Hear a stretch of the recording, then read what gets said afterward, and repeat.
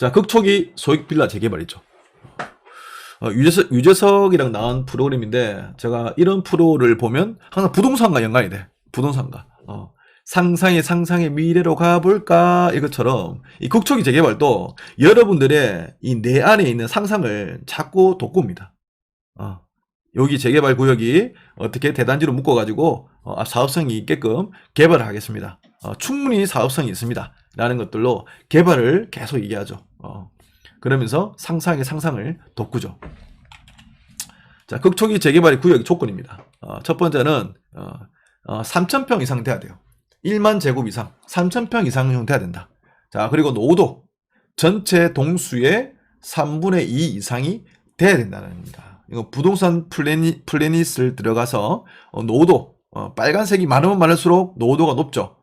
그런 것들을 조금 더 구역을 지정해가지고, 몇 동 해가지고, 좀 계산기를 좀 두드리면 나오겠죠. 근데 저는 한 번도 그렇게 한 적이 없습니다. 그리고 세 번째, 호수 밀도. 호수 밀도, 얼마만큼 밀집되게 그 집들이 많으냐, 적으냐, 따라서 밀집도가 많으면 많을수록, 이게 조건이 또 충족이 된다라는 겁니다. 그리고 구역 지정 중 도로 조건, 접도율, 연장률, 최소 조건 및 배점에 대한 검토.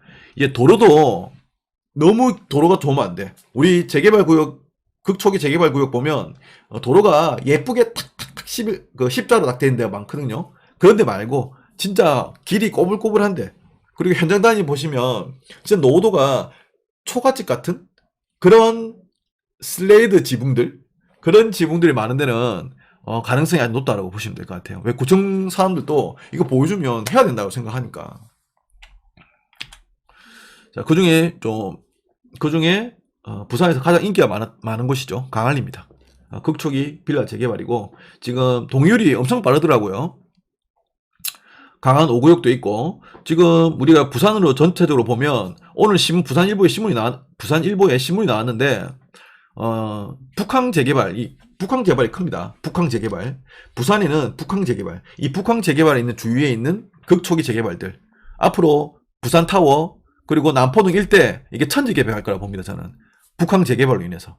어떤 리더가 어떤 식으로 북항 재개발을 개발하냐가, 물론 달렸겠지만, 옳고 그름을 떠나서 어떻게든 건드리려고 하고 있는 거거든요. 그러면 결국에는 지금 현재 규제 완화로 선회를 하기 시작하면 고도 제한을 풀어준단 말입니다. 부산타워 용두산공원 올라가면, 용두산공원 이제 너무 우리 부모님 세대들을 많이 데이트했던 곳이죠. 근데 거기에 지금 이제 더 높은 빌딩을 만들어서, 더 높은 타워를 만들어서 세계적으로 관광객들이 올 수 있게끔 북한대교랑 연계를 해서, 북항이랑 연계를 해서 이런 관광 상품, 이런 수요자들을 또 끌 수 있도록 하는 것이 이제 앞으로 중구, 동구, 서구, 그 다음에 북한까지 연결되는 요 라인들이 앞으로 이슈가 있다. 그리고 우리 남구로 가면 수영구라든지, 그리고 해운대, 그리고 기장, 이 라인들이 앞으로는 세계적인 뭔가 홍콩 같은 이런 수준의 도시가 되지 않겠나라고 봅니다. 자, 그리고 지금 최근에 이슈가 되는 강한 5구역, 그리고 7구역 이렇게 나눠져 있죠. 왜? 해수욕장이랑 가까우면 가까울수록 좋다. 입지는 바다가 내륙이 더 좋다 이렇게 하시는 분이 있는데, 바다 안 좋아하시는 분이 많아요. 근데 여러분들이 항상 놀러 갈 때는 어디 끼고 다니세요? 바다죠. 바다에 보이는 뷰가 돈을 더 많이 지불하고 갑니다. 부산에는 바다가 많기 때문에 그렇게 희소성이 있니 없니 이렇게 따지는데, 이거를 부산을 너무 잔해로만 보지 마세요. 운해로만 보세요. 운해로도 보세요. 운해로. 나무를 보지 말고 큰 숲을 보라는 거죠. 부산이 앞으로 미래에 전 세계 관광 수요를 끌어당기는 하와이, 괌 정도 땡길 수 있는 부산 해운대, 강안리, 북항 이렇게 만들 수 있다고 생각을 왜 못해요.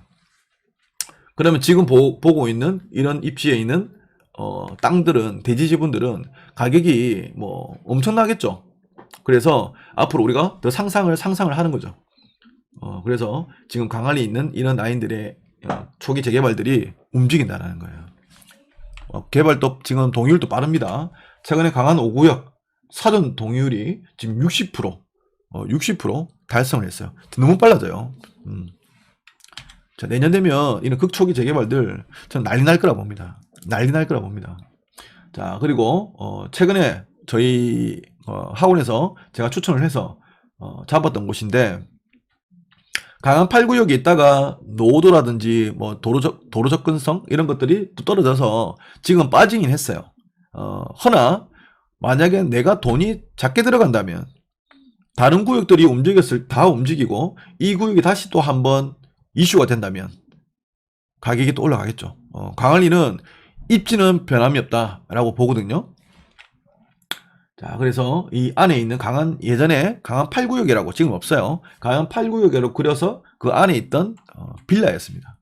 물건이 많이 나왔고요. 일간 매각의 물건의 장점은 같은 물건이 많다라는 거고, 낙찰될 확률이 높다라는 거고요. 그리고 단점은 만약에 일간 물건이 먼저 됐다가 나중에 다른 물건들이 매각이 안 되면 기다려야 된다는 단점이 있어요.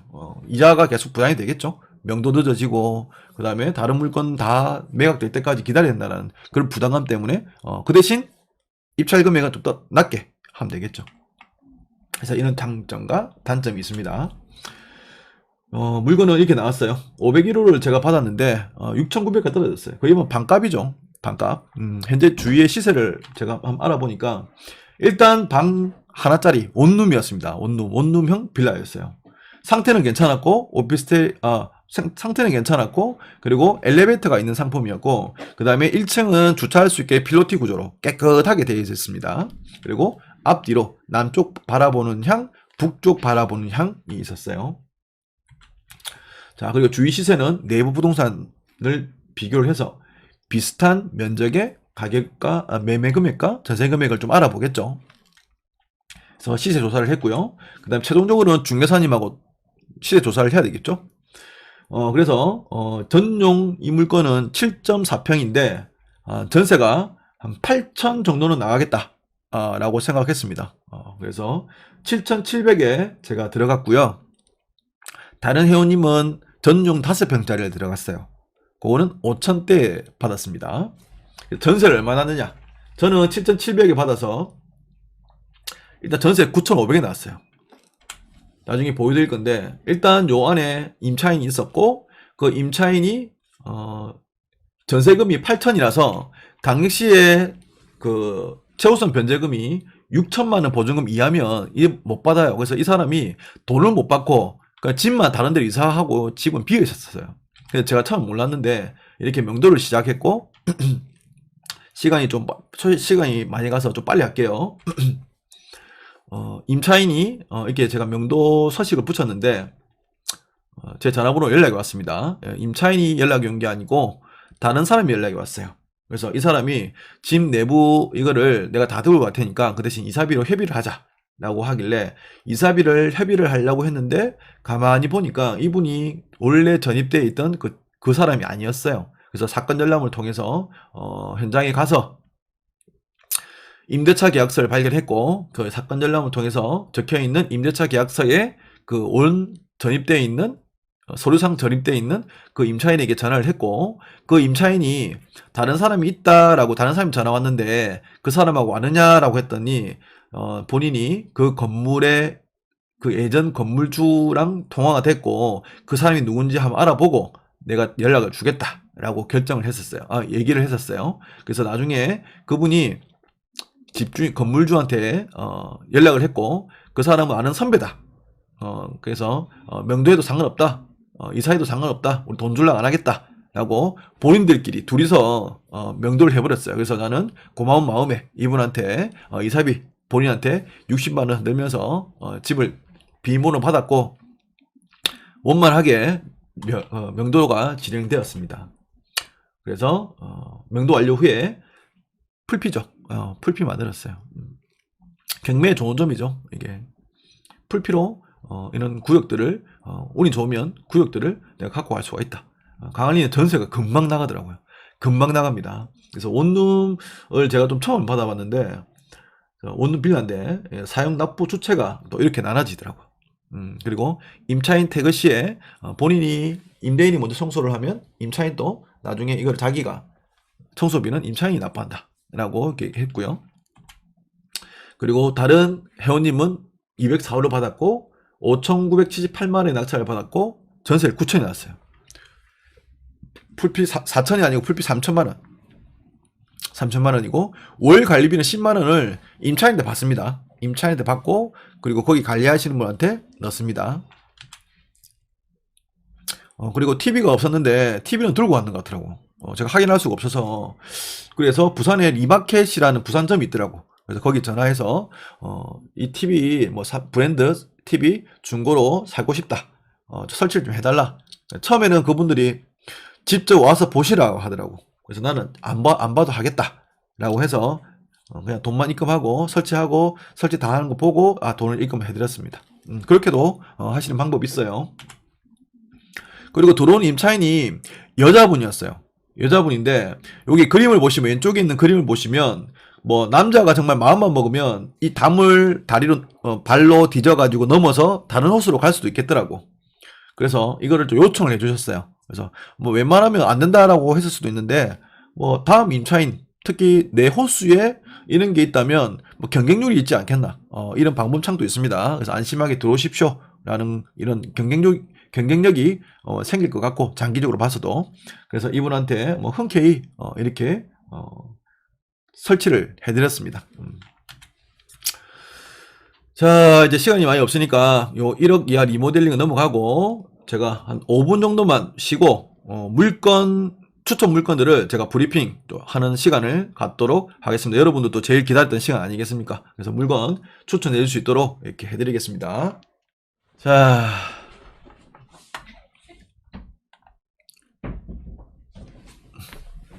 화장실 잘 다녀오셨어요?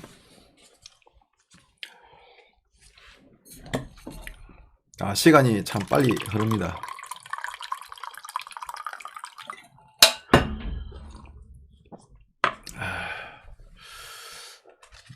물건이 조금만 지나면 치하되는 물건도 있고요. 변경되는 물건도 있고 원래 오늘 제가 추천해줬던 서울의 오피스텔 같은 경우도 추천을 해줬는데 뭐 대리로 저희 같은 경우는 대리 시스템이 되다 보니까 대리용 서류를 미리 다 보내줬는데 와 그 다행히 오늘 전날 어제죠. 어제 밤 10시에 취소됐다고 알려드렸고 출발하기 전에 알려드렸기 때문에 다행히 현장에 가지 않았어요. 보통 그런 경우도 있어요. 그래서 뭐 이렇게 법원 사이트라든지 이런 데 확인해서 취하될지 안 될지 이거를 체크하라고 하는데 뭐 정작 어떤 때는 현장 가서 취하됐다라는 거를 알 수 있을 때도 있거든요. 그럴 때는 참 허무해요. 그래서 우리 지금 MJ 경매스쿨에서 하고 있는 이런 대리 시스템이 여러분들한테 조금의 비용을 받고 우리가 시스템 대리로 해주는 것이기 때문에 좀 좋은 시스템 아닌가 저도 이렇게 느끼고 있습니다. 제 물건도 마찬가지고 제 물건도 가는 김에 저도 돈을 조금 더 보태가지고 그렇게도 맡기고 진행하는데 이런 시스템이 참 좋은 것 같습니다. 자, 여러분들도 이렇게 저희 회원에 들어오셔가지고 그리고 이런 시스템을 또 활용하시라고 말씀드리고 싶어요. 자 이제 물건을 좀 빠르게 진행할 건데 먼저 첫 번째 물건입니다. 첫 번째 물건은 포항 북구 두호동에 있는 우방 하이츠 아파트고요. 일단 요거는 명의가 있어야 돼요.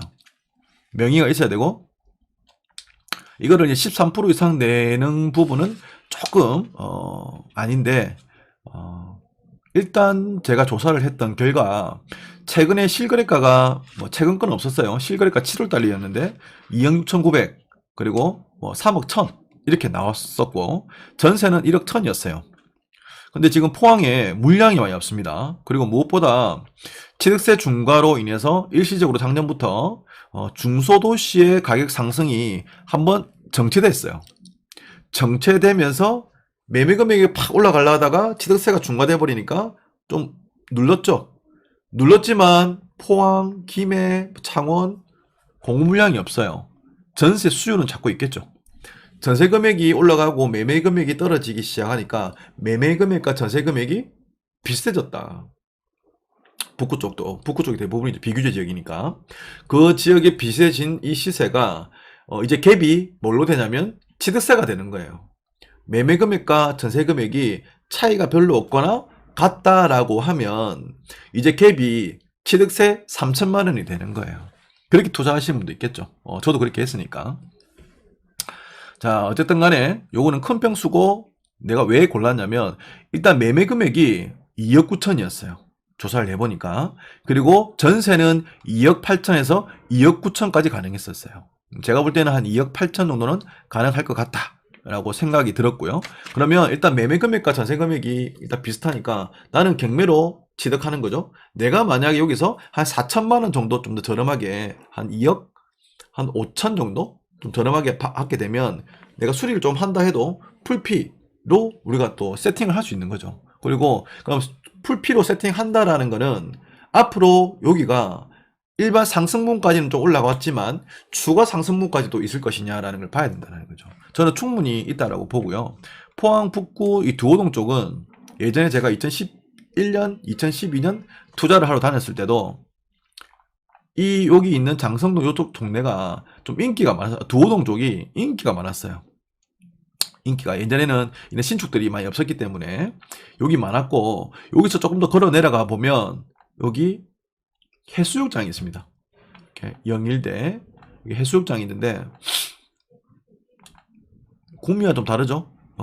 구미와 좀 다른 게 뭐냐면 구미도 가격이 많이 올라가고 있는데 포항 같은 경우도 일단 학군이 좋아요. 포항에서 구미에서는 학군 따지려면 대구 가야 되거든요. 근데 포항은 포항공대가 있어요. 학군이 좋아. 두 번째는 바다를 끼고 있어요. 바다를 끼고 있습니다. 좀 아쉬운 게 뭐냐면 바다를 끼더라도 항상 여기서 보면 로드뷰를 보면 바다죠. 멋지죠. 해수욕장이죠.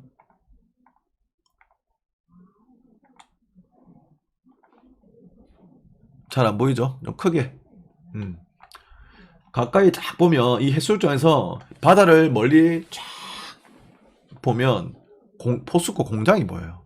이 공장에서 굴뚝에서 하얀색 연기가 난다라는 게 이 뭔가 커피를 마실 때 이 커피가 뭔가 깨끗하지 않는다는 느낌?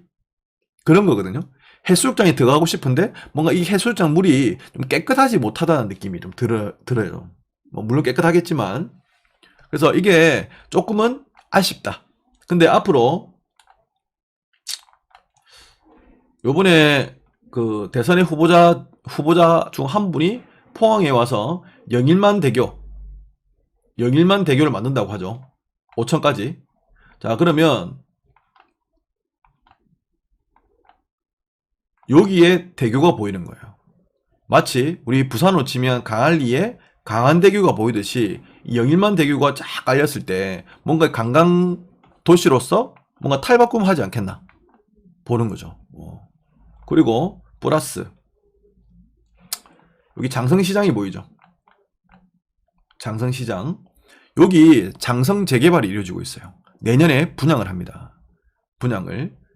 지금 효자동의 대장 아파트들이 지금 30평대가 7억, 6억, 7억 이렇게 나옵니다. 분양 분명히 5억대 정도로 할 거예요. 5억대 밑으로 정도 할 거예요. 그럼 분명히 피가 1억씩 붙을 거라는 거죠. 바다 보이죠? 해수욕장 가깝죠? 그러면 여기 가격이 올라가면 주위에 창포, 두호, SK뷰 이런 것도 올라가면서 기존에 있는 구축 아파트들도 같이 올라가지 않겠나. 많이 올라가지 않았던 큰 평수의 아파트들도 같이 동반 상승하지 않겠나라고 추가 상승부터 생각하는 거죠. 그래서 여기 있는 물건들도 제가 봤을 때 이런 것도 충분히 같이 가격이 따라갈 수 있겠다라고 보는 겁니다. 일단 매매 금액과 전세 금액 정도, 매매 금액 2억 9천, 전세는 한 2억 8천 정도 보시고 들어가시면 될 것 같습니다. 자, 그리고 두 번째 7826 경기도 평택입니다. 평택이고 입지적으로 보면 일단 여기 큰 경기대로 우측편이 있고 좀 뭔가 입지적으로 좀 막혔다라는 부분이 좀 있는데, 일단 여기 좋은 점은 뭐냐면 경기 수도권 쪽에 평택에 공시지가 1억 미만의 아파트예요. 일단 투자 수요가 있겠죠. 그리고 일자리 수요들이 계속 늘어나요.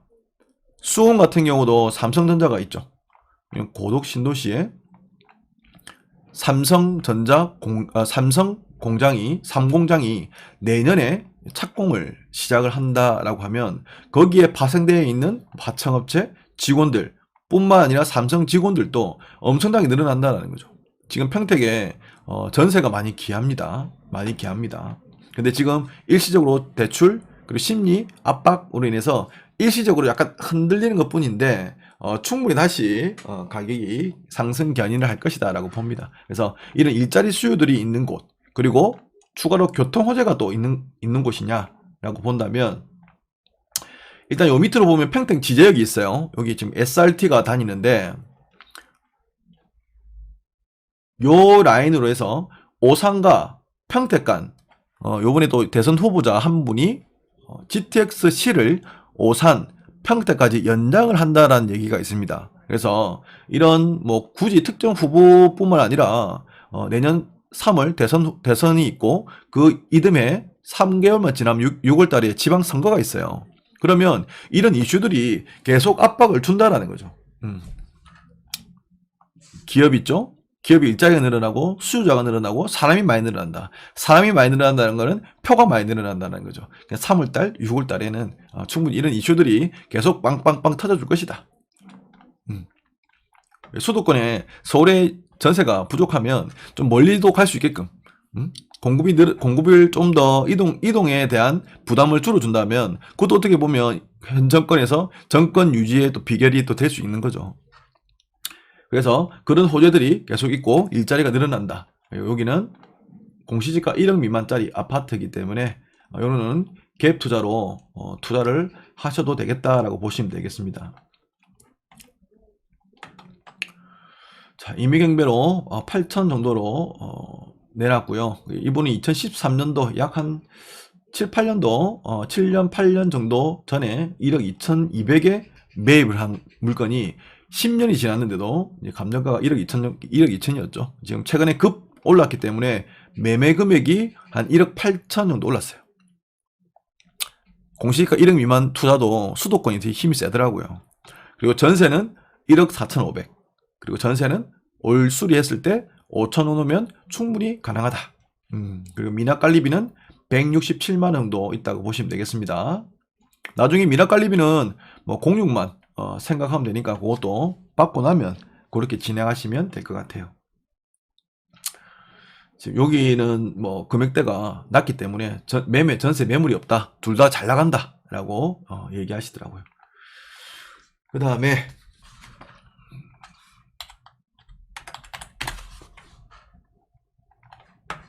구미입니다.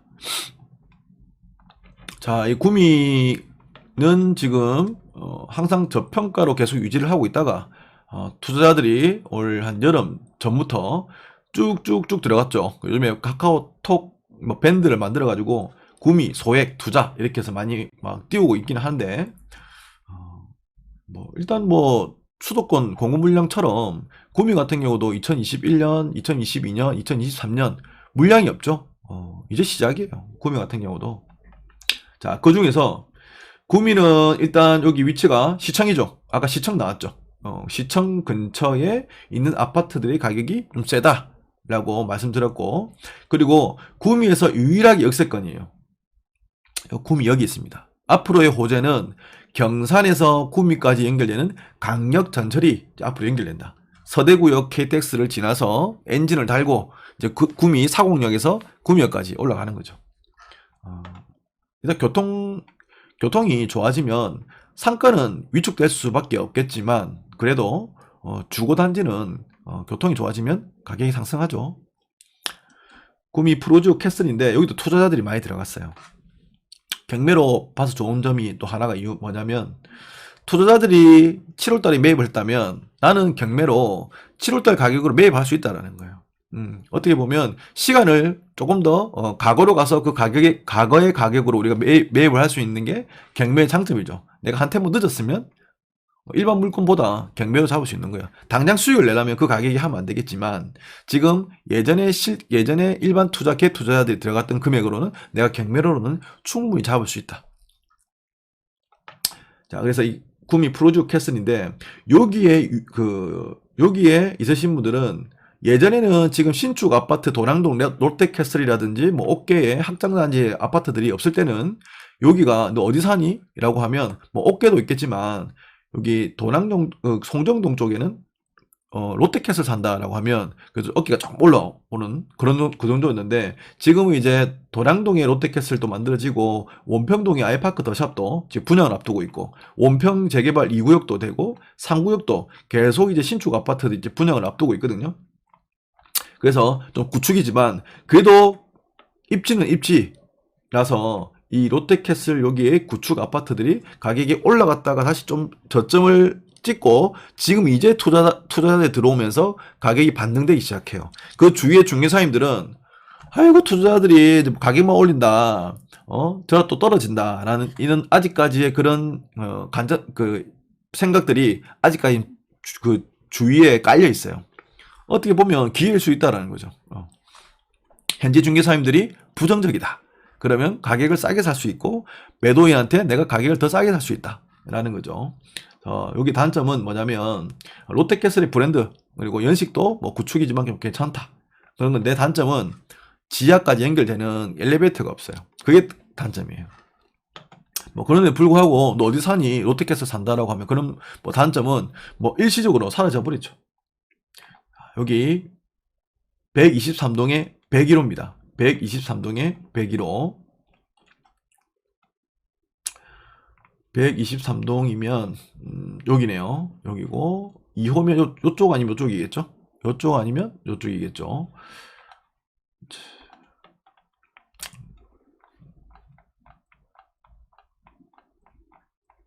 요쪽 라인입니다. 요쪽 1호 라인인데 롯데캐슬 같은 경우는 어느 라인에 따라서 이런 큰 도로 앞에 있느냐 또는 뭐 이렇게 또 막혀 있느냐 저층이냐에 따라서 동별로 가격 차이가 많이 난답니다. 그래서 일반 매매가 뭐 3억 7천 이렇게 나왔는데도 뭐 1층 다른 거는 2억 7천에도 거래되는 게 있기 때문에 그런 것들을 좀 조사를 잘 하셔가지고 이런 물건 외에도 추가로 조사를 잘 하셔야 된다.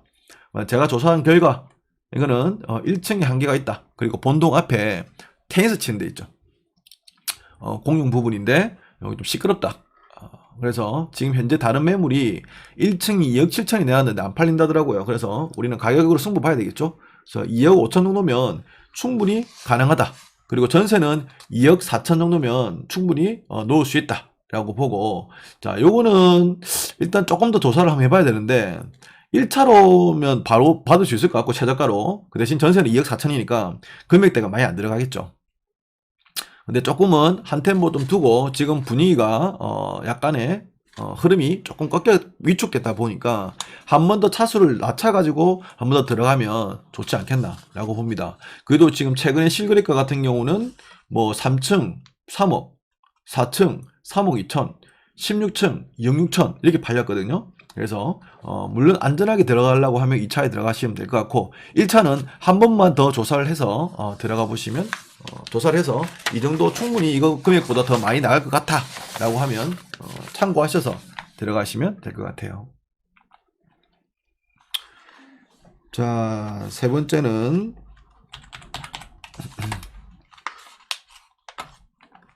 아까 동탄 말씀드렸는데 요 동탄이죠. 자, 여기는 오피스텔입니다. 오피스텔은 대출이 70% 많으면 80%까지도 나오죠. 그리고 여기 방이 2개짜리고 욕실도 2개짜리예요. 상태는 훌륭하죠. 일반 아파트와 다름이 없습니다.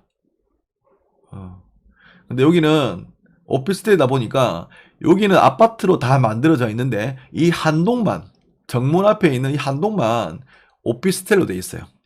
보통 오피스텔 같은 경우는 커뮤니티 시설도 오피스텔 사시는 분들은 커뮤니티 시설 사용 못하죠.